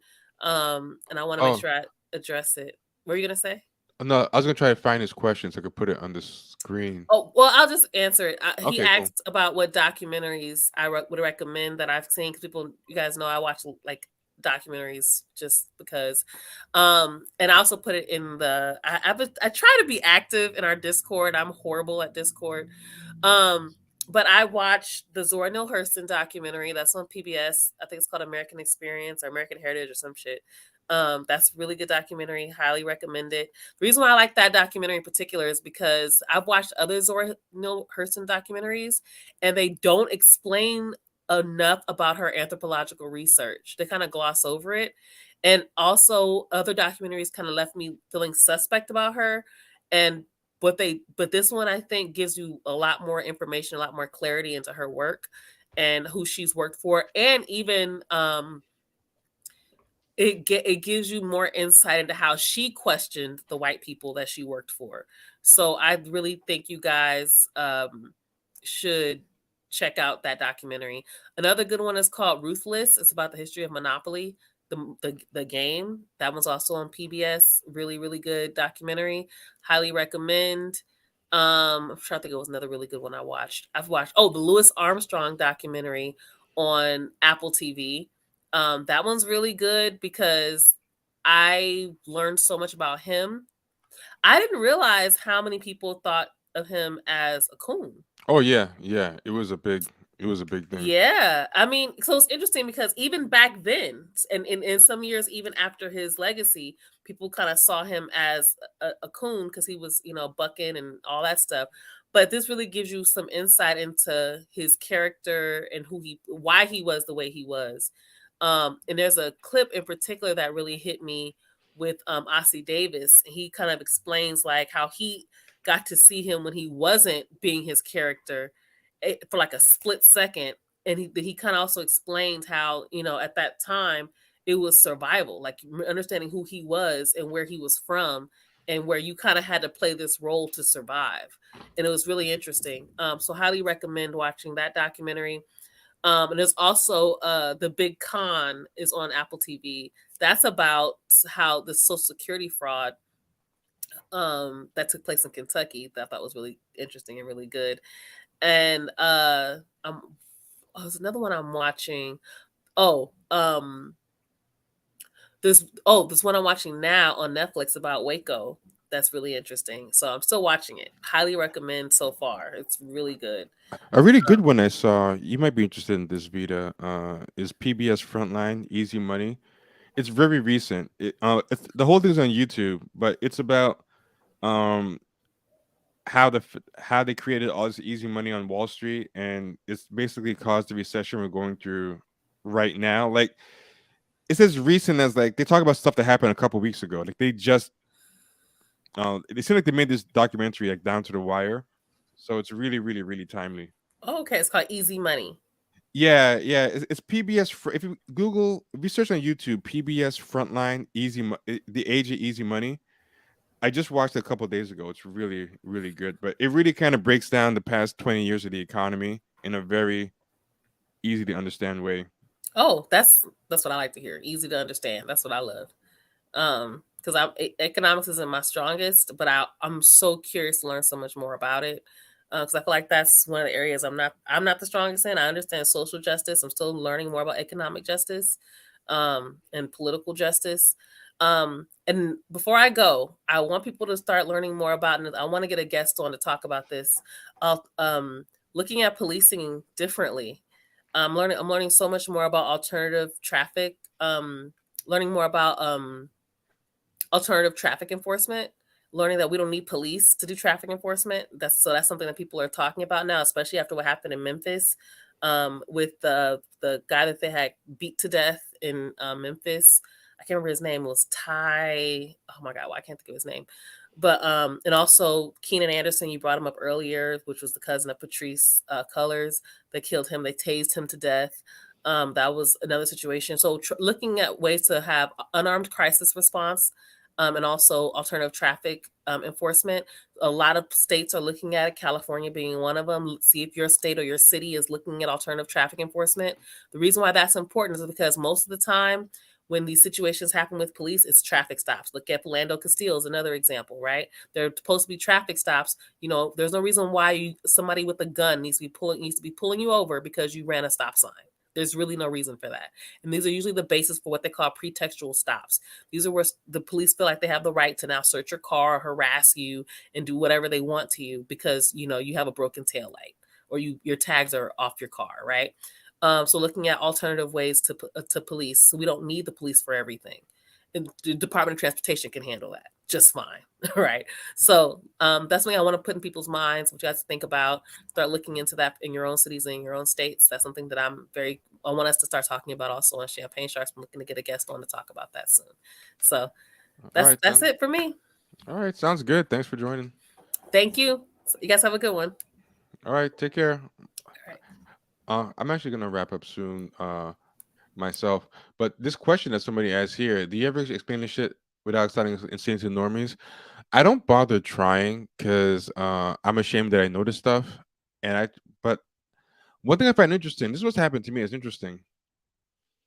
A lot of my normie friends are catching up to it, which is even weirder. So I don't bring it up to them, but like for example, one of my normie friends will send me a tweet or a talking point or something. Sometimes it'll be years old, and they'll have just gotten into something that was big on Twitter a year or two ago, and it makes me worried. Like, is this shit bleeding into real life? Like, I got a friend who discovered this is a total normal middle-aged guy discovered Kevin Samuels and started sending me all these Kevin Samuels videos and clips, and like, this guy is hilarious. Have you heard of him? I'm like, dude, that dude's dead. Uh he peaked a couple of years ago. Like, how are you just finding out about him? And he's like kind of giddy about yeah. I'll talk to anybody about this stuff. To be honest, I'm trying to learn less about it. Honestly, uh, yeah. So you said how to talk to wife about it. No, I try to talk less about it. That's why if anybody's been following me on Twitter, I've been using it like a lot less. But occasionally I still break down because something will just piss me off so much. But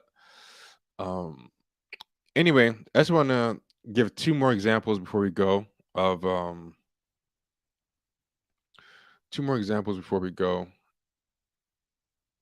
real quick. Give me a second. Let me get them ready. But this example I want to say about the Michael Richards moment that anti-black man Twitter is having. Give me a second. I'll get this tweet up. Yeah, okay, got it. So let's get it up. Somebody shared this.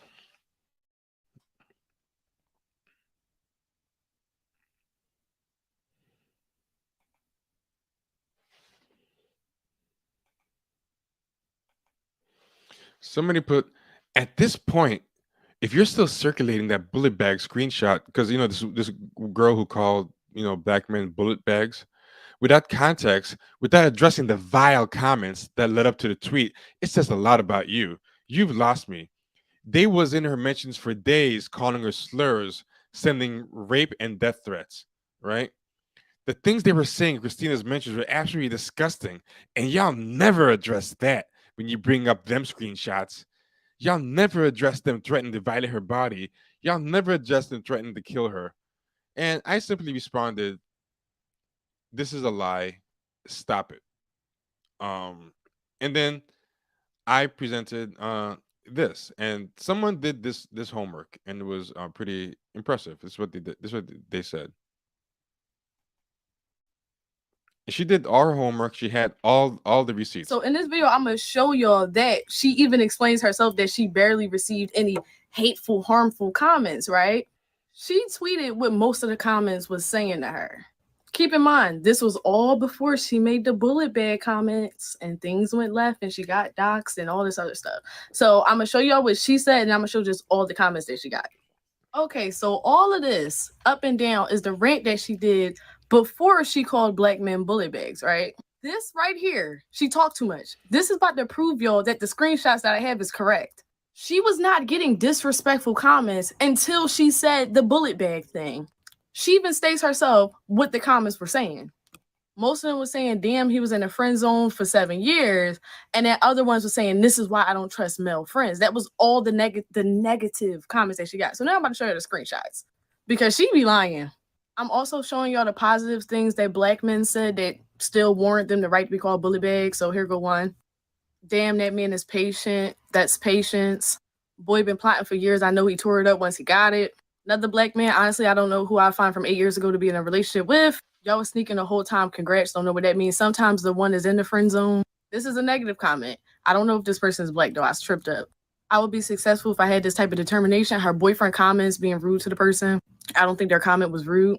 Someone says life goes on. Don't know what that means. No way that dude waited 8 years. Blase, blase at the bottom. Somebody showing their camera career. Black man. This is why men and women can't be friends. He's been plotting the whole time on her. Lord, it's me again from another black man. Why did you waste time? Y'all better than me. A husband showing off his wife. Black man calling him cute. Saying that he's determined.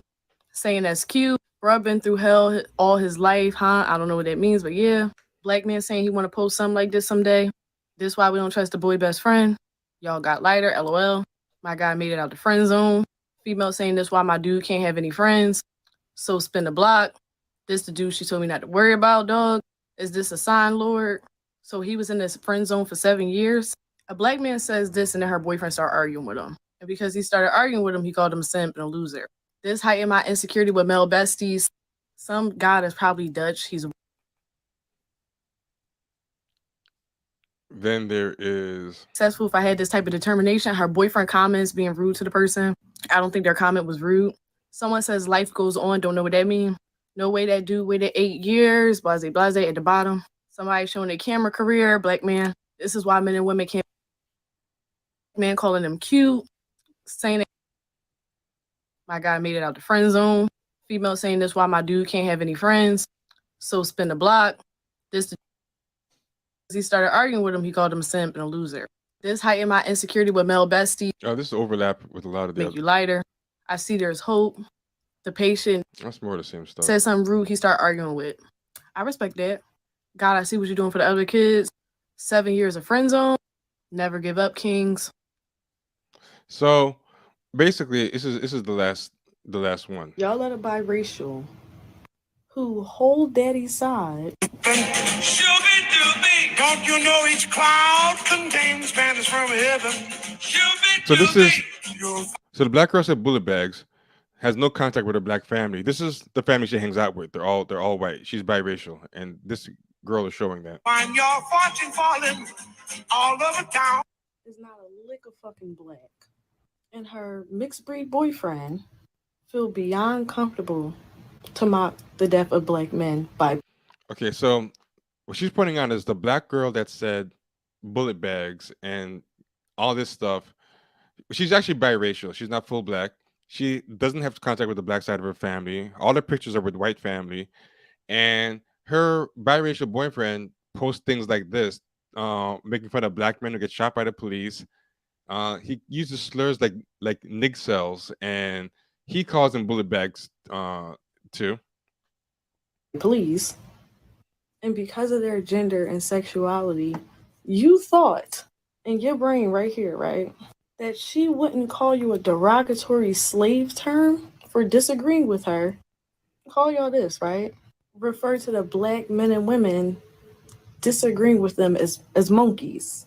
And before y'all start kissing these people ass for some apparent reason that I don't even understand, educate me on something. Please educate me.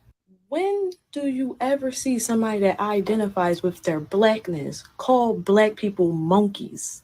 call black women derogatory slave terms, and call black men bullet bags. Is that not white supremacist terminology to you? Let's be dead ass. When do you see anybody that identifies with their blackness say any of those things? Also, keep in mind that they're fucking pushing 30. These people aren't fucking 16 with no sense. I've been exposed to it. I've been posted the receipts. Twitter shows you dates. She didn't get doxxed or get overwhelming hate until she made the bullet bag comment. Argue with yourself. I got the receipts. I already showed it. But this is where the big ass message comes in for y'all. And this goes for black men and black women. If you genuinely think in your brain that someone who decides to call members of your community racial slurs when they are upset in support of you or an ally of yours, what makes you believe that when you have an opinion that doesn't align with their beliefs, that you won't be called a racial slur and wished death upon? This goes for black men that let people slide with coming at black women, and black women that let people slide at coming at black men like this. Did y'all not see? Yeah. So basically, she called all black people monkeys on another occasion, and then the black women who didn't like her calling black men bullet bags, she started calling them mammies, and and her boyfriend was saying Nick Cell, and so they're both these two biracial people who all these people were caping for because it was willing to say um bad things about black men, even though she clearly doesn't respect black women either. And she barely identifies as black. Like she's a biracial girl who just lives with her white family with her similarly racist, anti-black, biracial boyfriend. And it kind of was what had me realizing like these people are going through the Michael Richards moment. They spent way too much time having to pretend to like or tolerate black men to get the bag.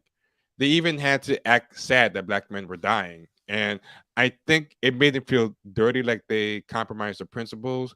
And it's almost like why they have to say bullet bags now and make fun of black men dying. Like they're having the Michael Richards nigger moment on stage. Like, or like Pearly Things. One of the things that Jason Black said when he was talking about Pearly Things was that he said that her having to pretend to kiss black people's ass all day or to use their messiness to get put on was grating on her and a sense of superiority. And she almost needed to have Nick Fuentes on. That was her Michael Richards kind of nigger moment, she kind of had to, now that she had her million followers, she had to do something. And that's what I think these people are doing now. Like they're going out of their way to defend her. And when I pointed out to this guy, of course he blocked me. I'm using my other account to show his tweets because the actual account I responded to him on, he blocked me on. But he obviously doesn't care about the truth because if he did, he would have been like, okay, I was wrong. She wasn't threatened or whatever. But the other point I want to make is, let's say it did happen. Let's say worst case scenario.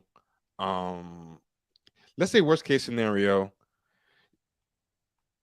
She actually did get these kind of messed up death threats and whatever. That's still no excuse to call somebody a bullet bag. And I've made this point myself as well, where and this is why I tweeted. Still trying to rethink it. So someone pointed out, I'm gonna be serious. Being called a bullet bag is not that big of a deal. And the person who said this was this person who is a blue check. I assume they're queer. They're a writer. They're an old school type of blue check.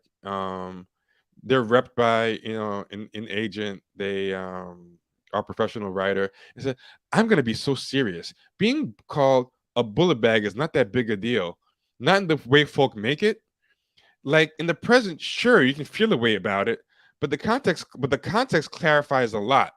And then if you go deeper, we find reasons why y'all are full of shit. So he's doing that same context thing, of saying, oh, the context makes it all right because people are threatening to rape her and death threats. And again, that's bullshit. The second thing is people get death threats for everything. I get death threats all the time on Twitter for dumb things. Not saying it's okay, but it happens. And this is what I said. I said, first, the context is a lie, and I linked to saying why it's a lie.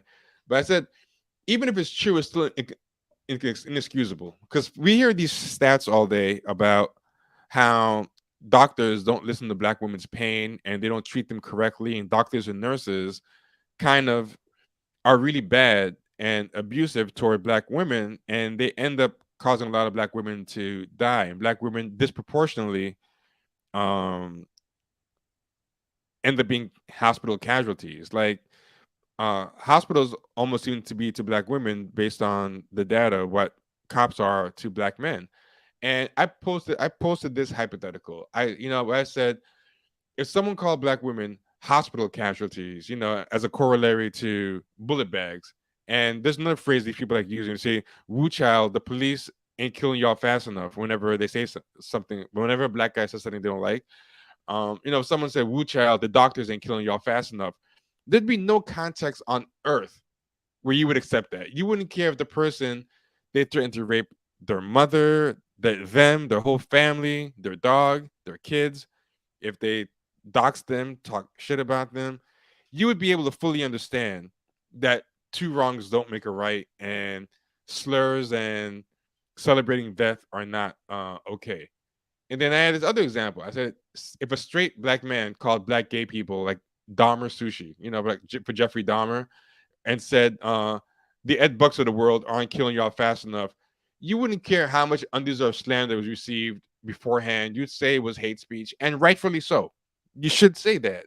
So, like, don't play dumb. It's not about the principle, because you get the principle when it's something you care about. The truth is, you just don't like straight black men, and that's all it is. And you just don't think that they deserve the same type of treatment that you or people like you get. And that's what it is. That's the Michael Richards moment. You had to pretend to like these people too long, and now you don't have to. It's almost like you're doing your penance or making up for lost time. You're doing the intra-racial version of what Pearly Things was doing on her podcast. Like, I spent too much time with the niggas. I have to I gotta take a shower now. And they're doing the intra-racial version of what Miley Cyrus was doing when she stopped twerking and started bashing hip hop and saying she fell in with a bad influence. They're doing what Justin Timberlake did when he started like lecturing people about cultural appropriation, not to come for him, and he started dressing like a lumberjack and trying to do white music again and all this stuff. That's what they're doing intraracially. They feel disgusted they had to pretend to be into police brutality, that they had to pretend to respect black men, that to pretend not to be happy that black men were getting extincted, in order to get money, to get platforms, and they're bitter about it. And every day now, worse than ever, they just won't shut up every day about a new reason why they hate straight black men or why they deserve the treatment they got. And the last thing I was gonna say, and this is what I really can't stand, right? You go to this guy's pinned tweet, and his pinned tweet is this is an announced post for the Forever for the Culture will be dropping. So he wrote something called Forever for the Culture. Will be dropping as an ode to blackness, revolutionary art, and being perpetually online. And this is something that really kind of bothers me. I respect the Candace Owens and the Thomas Sowell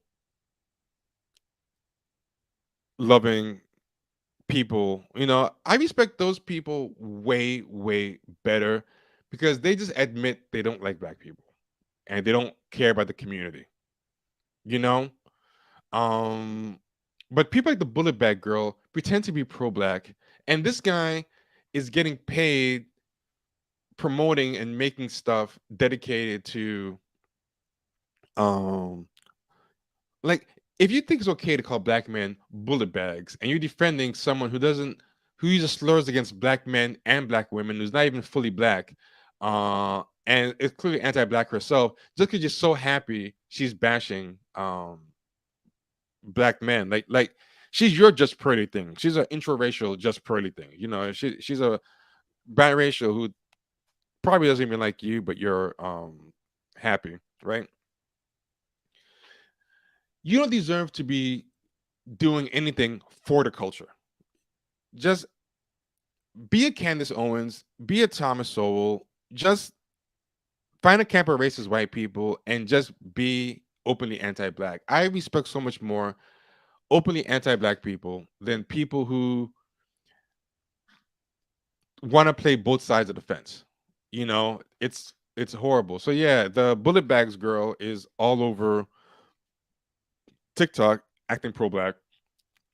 This guy has a piece of art called um for for the culture, and he's talking about doing an ode to blackness. How can you have an ode to a race where you're happy with half the race being shot and think it's okay to mock them for being it's ridiculous. You're taking up oxygen that could be given to somebody who actually um wants to do revolutionary pro-black stuff. Like, how can you talk about revolutionary art? What makes you an authority on anything revolutionary when you're upholding police shooting black people? That's the most unrevolutionary thing on earth. Like, what do you believe? Do you believe anything outside of self-aggrandizement? And the only thing that tracks here is the perpetually online part. That's the only part that reads true here. I do believe you're perpetually online, but all the rest of this stuff, and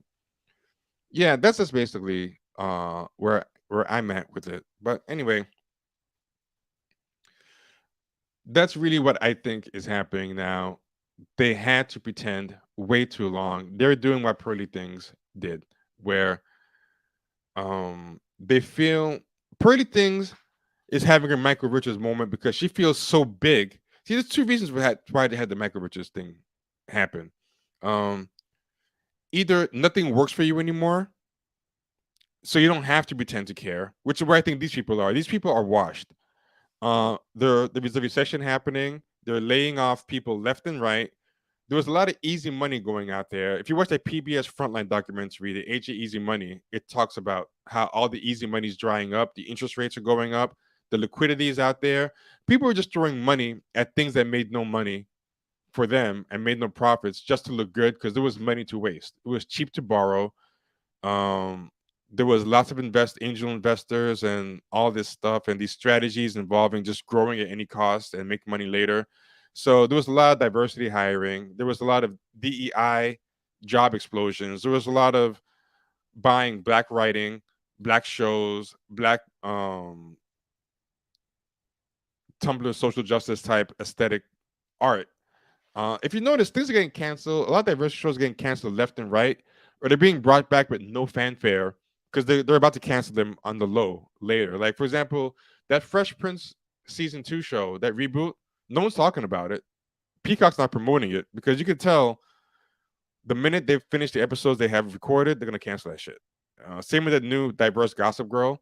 They're not even promoting the diverse shows they recorded already. They're canceling shows that are on hiatus that are diverse.